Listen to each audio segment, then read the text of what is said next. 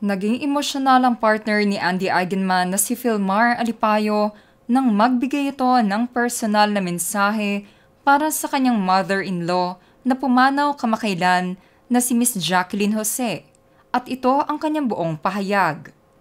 Mingawon kami sa imo, samot-naan mga bata. Salamat sa tanan oras sa pag-alaga, sa pagpayangga, sanan pagmahal sa amo. Mahal kaw namo, sanan mahalon hangtod sa hangtod. Mamimiss ka namin, lalo na ng mga bata. Salamat sa lahat ng oras sa pag-aalaga at pagmamahal mo sa aming lahat. Mamahalin ka naming lahat hanggang sa walang hanggan. Marami ang siyang nagtataka kung bakit nga ba wala si Filmar Alipayo sa tabi ni Andy Eigenman sa mga nakarang araw ng burol ng nasabing aktres. Ayon sa report, ay siya muna ang nagbantay sa kanilang dalawang anak upang makapag-focus si Andy Eigenman sa pag-aasikaso sa burol ng kanyang ina. Kung matatandaan, biglaan na naging pagpanaw ng batikang aktres na si Jacqueline Jose.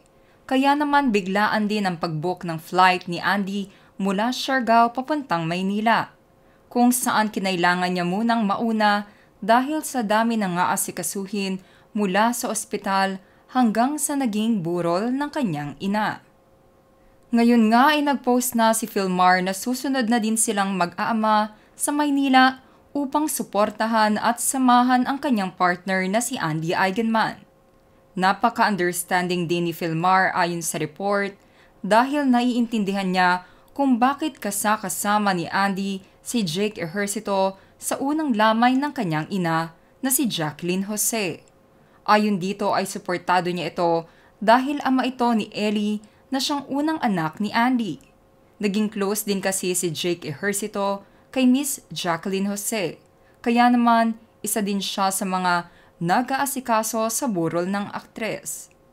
Dahil nga dito mas lalong hinangaan ng mga netizens si Filmar dahil sa tunay na pagmamahal nito kay Andy Eigenman at pag-intindi na sa panahon na kailangan nito ng mga taong masasandalan ay nandyan sila at nakaagapay sa kanyang partner kahit na malayo siya. Malaki din ang siyang naging parte ni Filmar upang magkaroon ng mas maayos na buhay si Andy, hindi man ito kasing garbo ng nakasanayan niyang buhay noon sa showbiz, ay di hamak na mas masaya daw ang kanyang puso ngayon sa piling ni Filmar. Sa ngayon nga ay on the way na at nasa flight na ang mag-aama at magkakasama na ulit sila ni Andy Eigenman at a-attend sila sa burol ni Miss Jacqueline Jose. There you have it mga ka-showbiz peeps. Anong masasabi nyo sa pagpunta ngayon at pakikiramay ni Filmar kasama ng pamilya ni Andy Eigenman kasama si Jake Ejercito? Just comment below.